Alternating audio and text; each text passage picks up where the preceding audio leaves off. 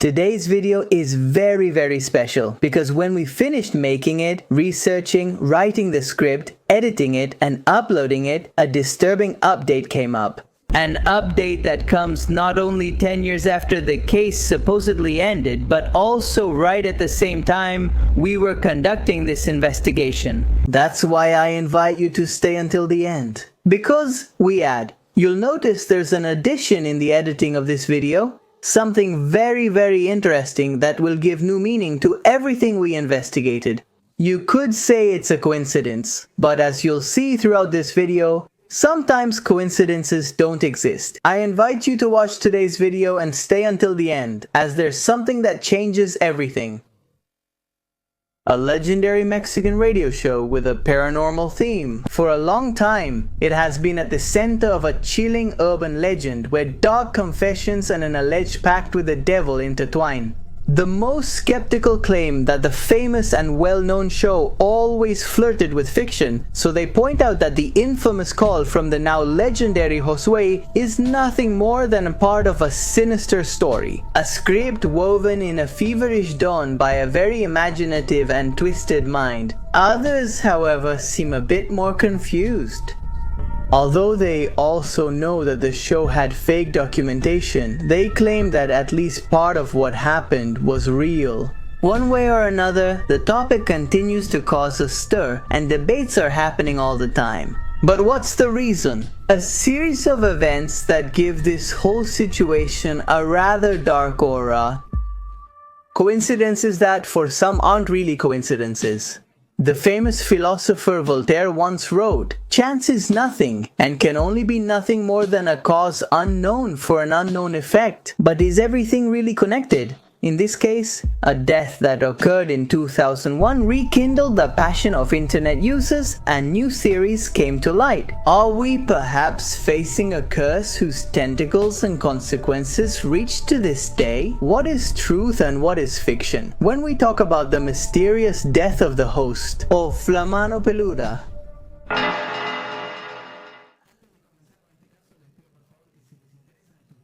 give it a like, leave a comment, and subscribe to the channel. These help so that you can leave a comment or a suggestion for next time. Here.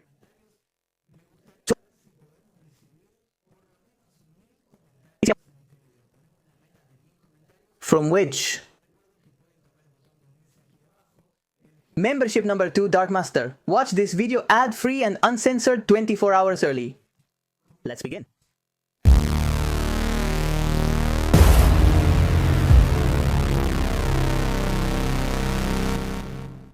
Extranormal is a Mexican television show that explores esoteric and supernatural topics. There, different specialists accompany investigators who get involved in cases where ghostly manifestations and religious events classified as demonic are abundant. Among other things, Extranormal is one of the most acclaimed Spanish language programs of its kind. The seriousness in its presentations has earned it enormous acceptance among the general public and very special recognition from fans.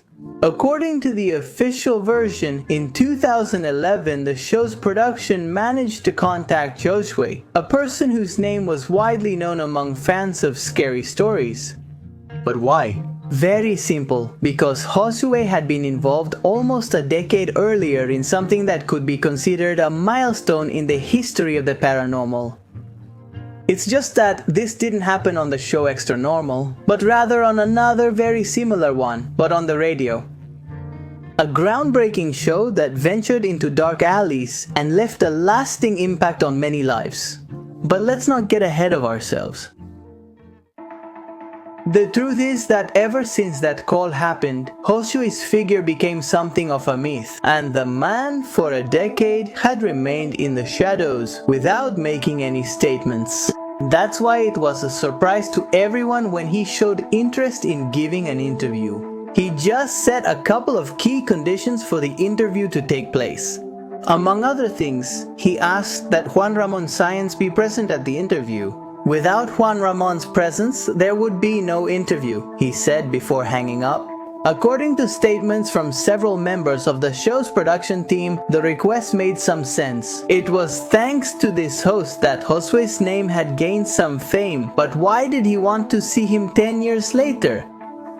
And what was it that Josué had told during that call on the radio show? For having caused such a stir and for having become a complete myth? Obviously, we're going to answer these questions, but first let me tell you a little about Juan Ramón. Juan Ramón Sáenz was born October 19, 1962, and although there is very little information about his early years, we have no doubt that he was a very restless person. He studied at the Youth Institute, then entered the Faculty of Law at the University of the Valley of Mexico, and after finishing his degree, as if all of the above weren't enough to build an extensive resume, he specialized in criminology. Thanks to his perseverance and dedication, everyone who knew Juan Ramón had no doubt in saying that he had a bright and prosperous future ahead of him. However, he would only find his true calling when, in 1986, he became the producer of a radio program at a school in California. After that moment, his passion for radio continued to grow year after year, leading him to become a prestigious professional in the field. Slowly but surely, he worked as a general and institutional producer, got involved in content creation, and planned his own technical roadmaps. And he even proved with a pleasant voice and a hypnotic calmness that he had the ability to host his own shows. His first big success was a show called Grandes la Salsa. His rise to fame would come sometime later, more precisely with his foray into the ghostly universe, when he stopped presenting popular tropical songs and started taking phone calls from people eager to share their experiences with the afterlife. His name inevitably climbed at the box office. The program was the iconic La Mano Peluda, created by Mario Cordoba, then artistic director of radio station 104.1 frequency modulation. The first host of the show was Rubén García Castillo, who specifically began his work on August 13, 1995. The program's routine was simple yet effective. People called in to share their strangest stories live on air, always in the first person. What happened? Nobody wanted to miss a show, even if it meant losing sleep night after night. Years went by, and La Mano Peluda became more and more popular, winning awards and receiving not only the approval of the audience, but also that of other contemporary producers, who looked at this success with admiration and also a bit of envy, the healthy kind and the other kind. Everything was going wonderfully until Rubén García, the host, after 4 years of listening to the most outrageous and disturbing stories, claimed to feel tired and left the project. Obviously, this is what was said in the media. Other rumors spread right away. They said that Rubén had started to suffer from certain discomforts, that nightmares were haunting him, that hearing so much talk about certain things had influenced him, creating in him a kind of unbearable paranoia. For a short time, La Mano Peluda was hosted by Marco Antonio Silva. Meanwhile, they took care of training a young producer who was behind the Sony consoles. A very capable young man who already had extensive experience with the microphone. This young man was, of course, Juan Ramón Sáenz. In this way, while Rubén García went to do radio in the United States, perhaps escaping from his own ghosts, Juan Ramón would become the new voice of La Mano Peluda, without knowing that this would change his life forever and in a very strange way would even lead him to his death. But let's not get ahead of ourselves. Before talking about the dark night in which this mysterious young man named Josué picked up the phone, made a call, and spoke with Juan Ramón to tell him about his terrible experience, let's talk a little about the different topics that were discussed on this show and what people talked about when they decided to call.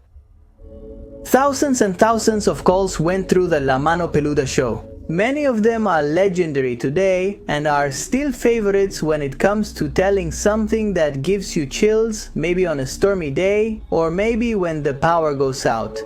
The Nash case, for example, caused a sensation. It was about an alleged demonic possession that was broadcast live. A man who said his name was Nash called in to share his experience, when suddenly his voice started to become deeper and deeper until his words became completely incomprehensible.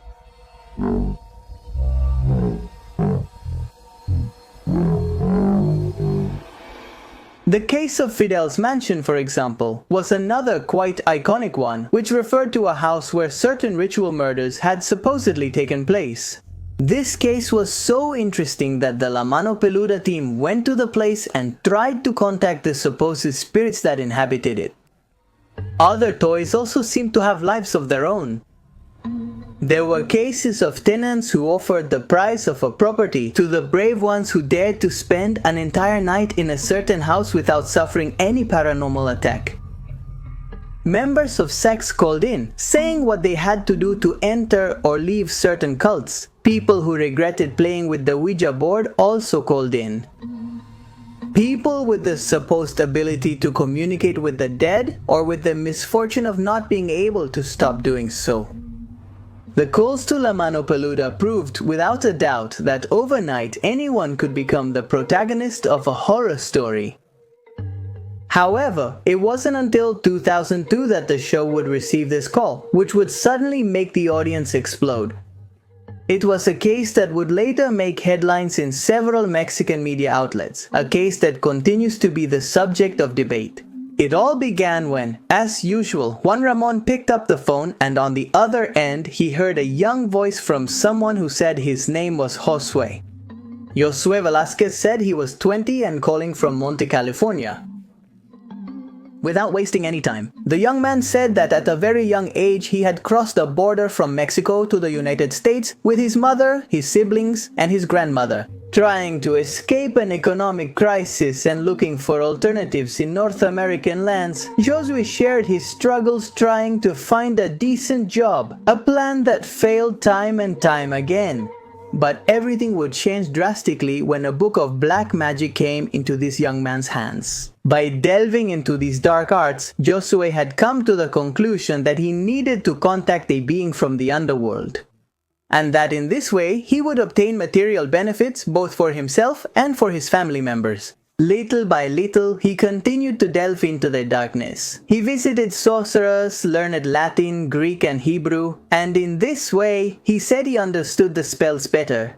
Among so many texts, he managed to decipher one, and that was how he managed to summon Lucifugero Focale, a force from the underworld that promised him certain benefits in exchange for some sacrifices. He also told him that he would grant him a ring of power in which a being would be trapped who would always grant his wishes. Obviously, all of this as long as neither of them broke their part of the pact. The first thing this being asked for was the soul of someone dear to Josué.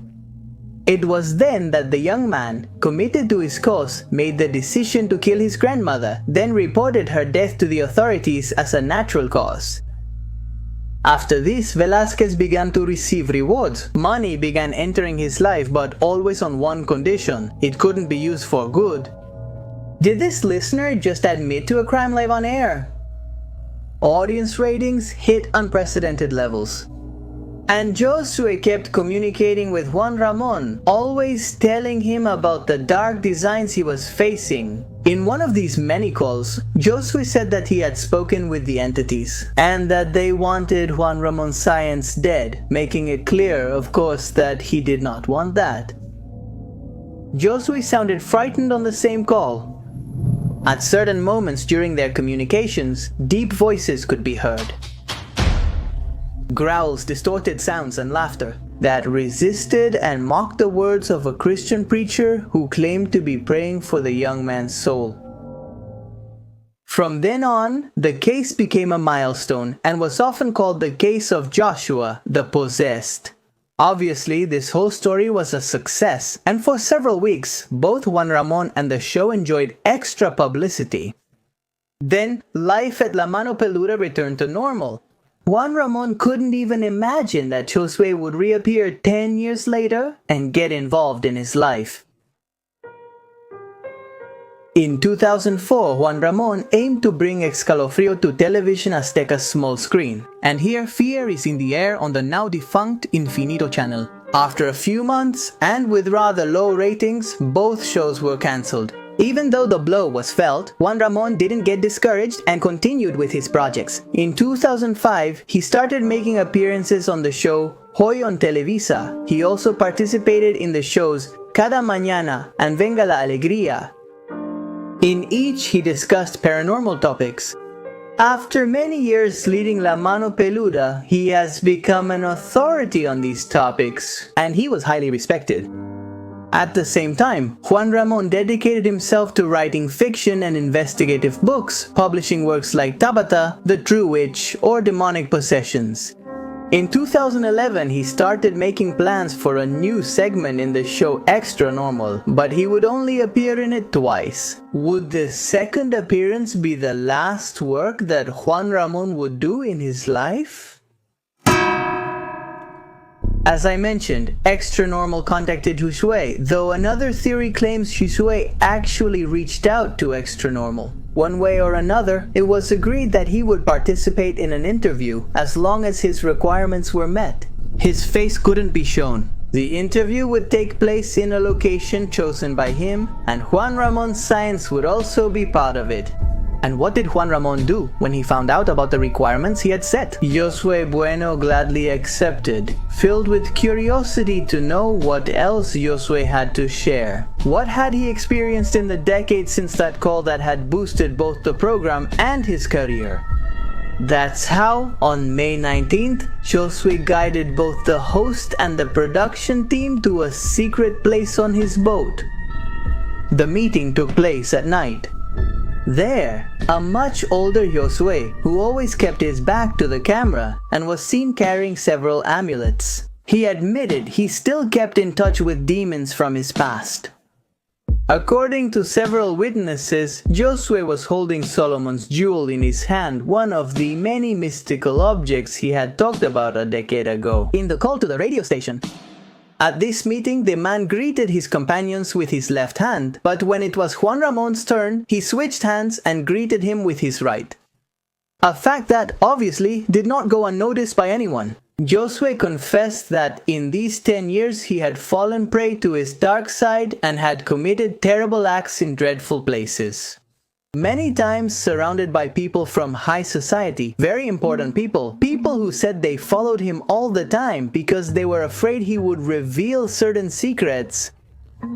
But he also said that he had realized all his mistakes and that he had decided to give up everything.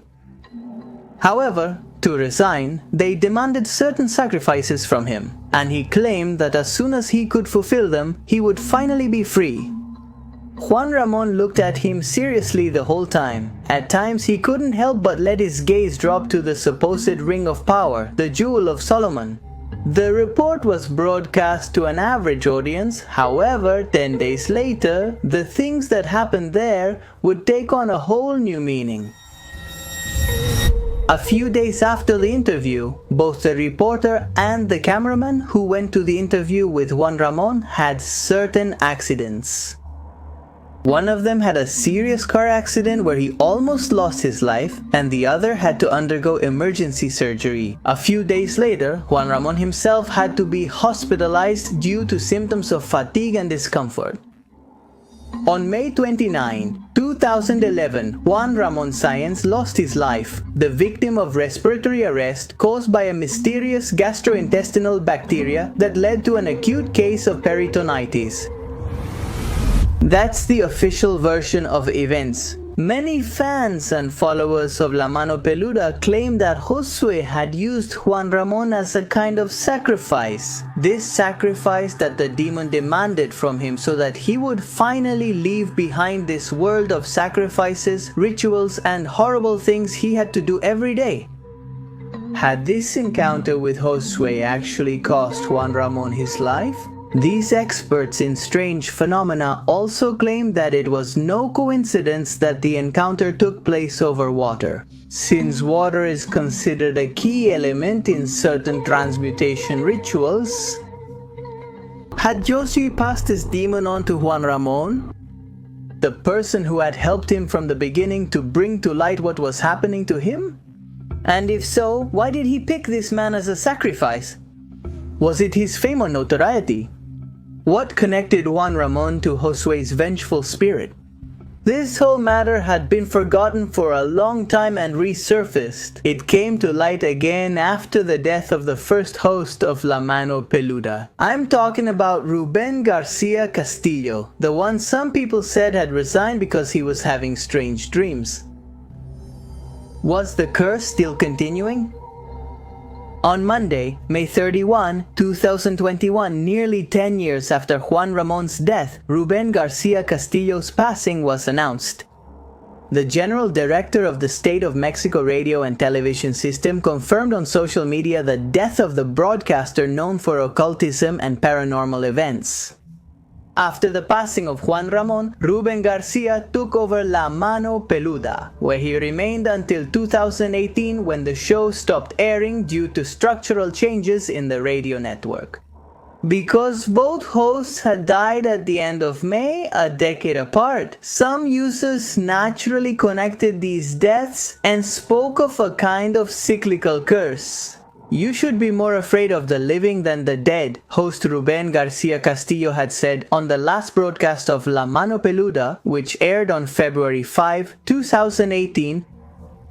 He always tried to appear skeptical, although some claimed that as soon as he returned to the show, the nightmares came back. Is Josué still behind all of this? Well, many people believe so. They don't even want the name of the show and its connection to everything that happened to be overlooked. La Mano Peluda refers to one of the oldest legends in Latin America. Many generations have grown up being intimidated by their parents or grandparents with it. To punish them, they would mention this horrifying hand, whose purpose was to grab the feet of children who got out of bed at night and take them to the afterlife. According to this myth, if children escaped La Mano Peluda, their feet would be wounded and needed quick treatment to avoid a painful death. In many countries, explanations have emerged about the person to whom the fatal hand belonged. The most popular version is the one from Puebla, Mexico, where they have linked this hand to Señor Vila, a moneylender who ran a pawn shop.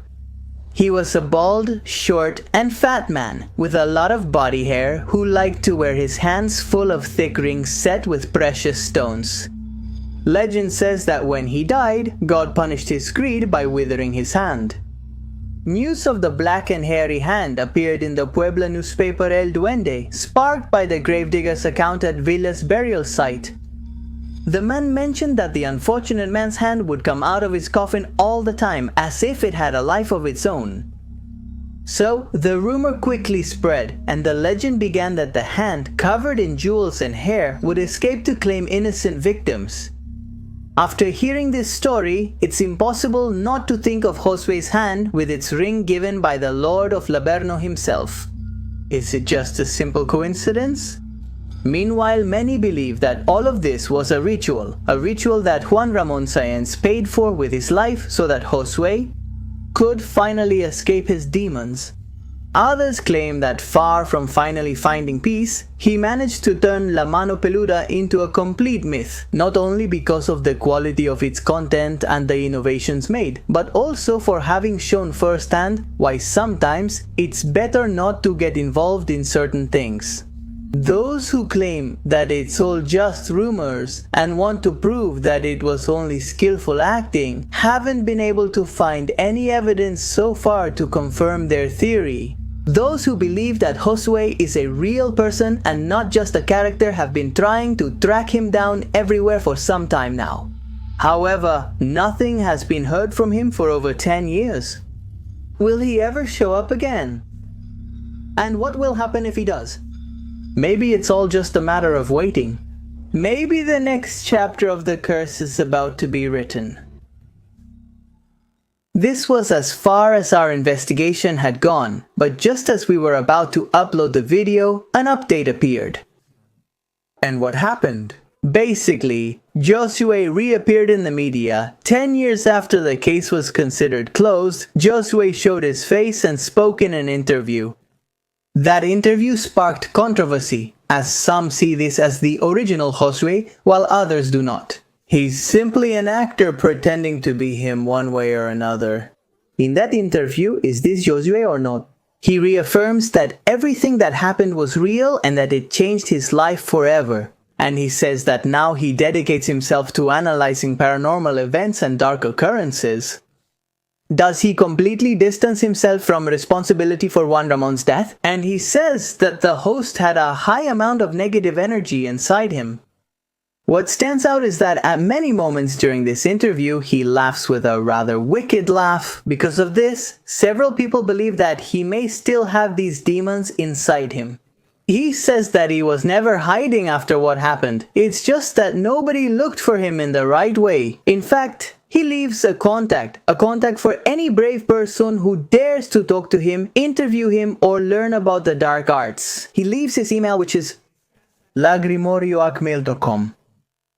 Whoever writes to him does so at their own risk. And now, with this case, which we believe is closed, it's time for you to draw your own conclusions. Do we believe Josué or not? Was he actually involved? Did the dark arts play a role in Juan Ramon's death? Write your opinions below. That's all for today's video. I hope you found the story of the hairy hand interesting. A lot of you have asked me for it, so I hope you liked it. If you want to add any more information, I invite you to leave your comment below. I'll read everything you write. I also ask you for suggestions for possible videos, and I repeat, let's set the goal of reaching and getting more than 1,000 comments on this video. Let's see if YouTube starts recommending it and showing it more on people's homepages. Many people have told me recently that the videos aren't appearing for them. Thank you to the Mephisto clan members for making this possible. These videos, which, as I told you, are continuously demonetized and hidden by YouTube. In the recommendations, I'll leave a few videos here for you to keep binge watching. With nothing more to say, I say goodbye. My name is Magnus Mephisto, and we'll surely see each other in the next video. Goodbye.